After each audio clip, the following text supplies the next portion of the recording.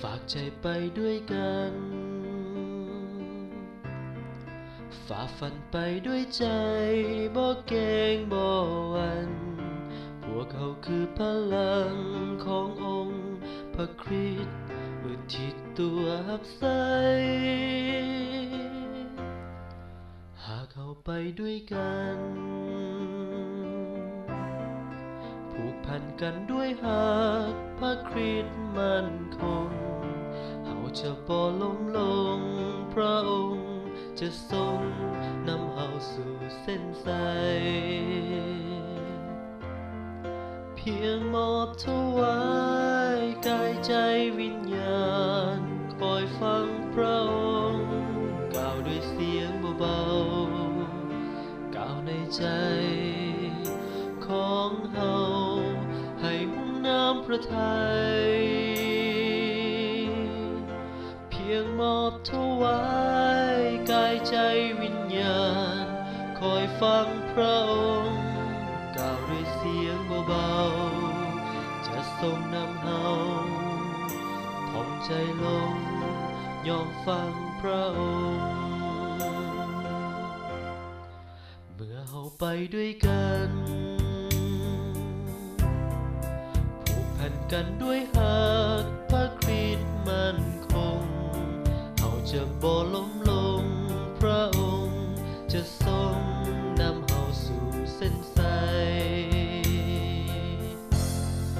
เพียงมอบถวายกายใจวิญญาณ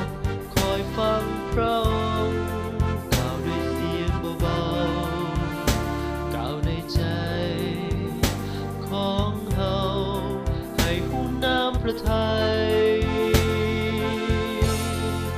เพียงมอบถวายกายใจวิญญาณคอยฟังพระองค์กล่าวด้วยเสียงเบาๆจะทรงนำเฮาถ่อมใจลงยอมฟังพระองค์เพียงมอบถวายกายใจวิญญาณคอยฟังพระองค์กล่าวด้วยเสียงเบาๆกล่าวในใจของเฮาให้หูน้ำพระทัยเพียงมอบถวายกายใจวิญญาณคอยฟังพระองค์กล่าวด้วยเสียงเบาๆจะทรงนำเฮา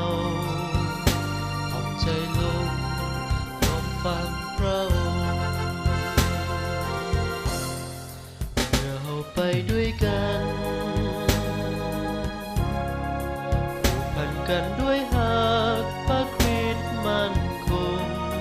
เราจะบ่ล้มลงพระองค์จะทรงนำเฮาสู่เส้นชัยเราจะบ่ล้มลงพระองค์จะทรง